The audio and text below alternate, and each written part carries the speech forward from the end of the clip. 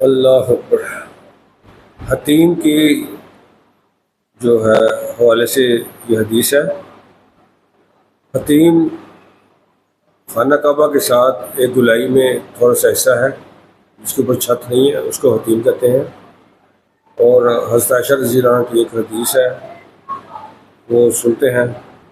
حضرت عائشہ رضی اللہ عنہ فرماتی ہیں کہ میرا دل چاہتا تھا کہ میں کعبہ شریف کے اندر جاؤں اور اندر جا کر نماز پڑھوں۔ حضور صلی اللہ علیہ وسلم نے میرا ہاتھ پکڑ کر حتیم میں داخل کر دیا اور فرمایا کہ جب تیرا کعبہ میں داخل ہونے کو دل چاہا کرے تو یہاں آ کر نماز پڑھ لیا کر، یہ کعبہ ہی کا ٹکڑا ہے۔ تیری قوم نے جب کعبہ کی تعمیر کی تو اس حصہ کو خرچ کی کمی کی وجہ سے کعبہ سے باہر کر دیا تھا۔ فائدہ: کعبہ شریف کے اندر داخل ہونا مستحب ہے اور وہ بھی قبولیت دعا کی خاص جگہ ہے، جیسا کہ حدیث کے ذیل میں گزرا، لیکن رشوت دے کر اندر جانا جائز نہیں۔ قریش نے جب بیت اللہ کو تعمیر کیا تھا، جیسا کہ کعبہ کی تعمیر میں یہ واقعہ گزر چکا ہے، تو اس کے اندر کی سطح کو بلند کر دیا تھا اور دروازہ بہت بلند کر دیا تھا تاکہ بغیر سیڑھی لگائے آدمی اندر نہ جا سکے، اور یہ اپنے اختیار کی بات رہے کہ جس کو دل چاہے داخل ہونے دیں، جس کو چاہے نہ داخل ہونے دیں۔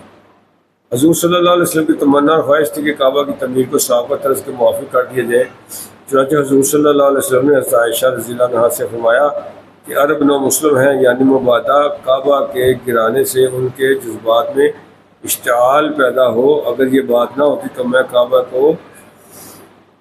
کو اثر نو تعمیر کرتا اور حتیم کا حصہ اندر داخل کر دیتا اور اس کے دو دروازے کر دیتا کہ ایک طرف سے لوگ داخل ہوں اور دوسرے سے باہر نکلیں، اور دروازے کو زمین سے ملا دیتا۔ تیری قوم نے اس لیے اس کے دروازے کو بلند کیا تاکہ جس کو وہ پسند کرے وہ داخل ہو سکے۔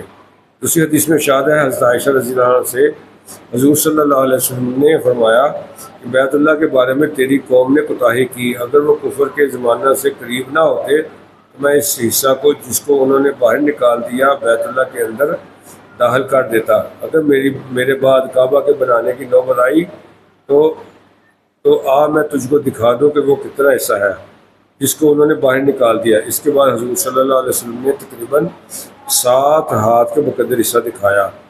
یہ اور اس قسم کی دوسری روایات کی بنا پر جب حضرت عبداللہ بن عمر نے اپنے زمانہ میں کعبہ شریف کو بنایا تو حضور صلی اللہ علیہ وسلم کی خواہش کے موافق اس کی تعمیر میں اصلاحات کر دی اور حتیم کے حصے کو اندر داخل کر دیا، لیکن اس کے بعد عبد الملک کے زمانہ میں حجاج نے پھر اس کو ویسے ہی کر دیا۔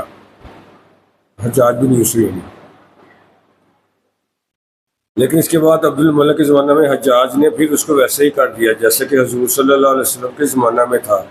اس کی نیت تو جو بھی چاہے ہو، لیکن یہ اللہ جل شانہ کے نام ہوا کہ یہ حصہ تعمیر سے باہر ہو گیا، جس کی وجہ سے اب کعبہ شریف کے اندر داخل ہونا ہر شخص کے لیے آسان ہو گیا کہ اس حصہ پر نہ تعمیر ہے نہ رشوت کی ضرورت ہے، جس کا دل چاہے وہاں جا کر نماز پڑھے، دعا مانگے کہ یہ کعبہ کے اندر کے حصے کے حکم میں ہے۔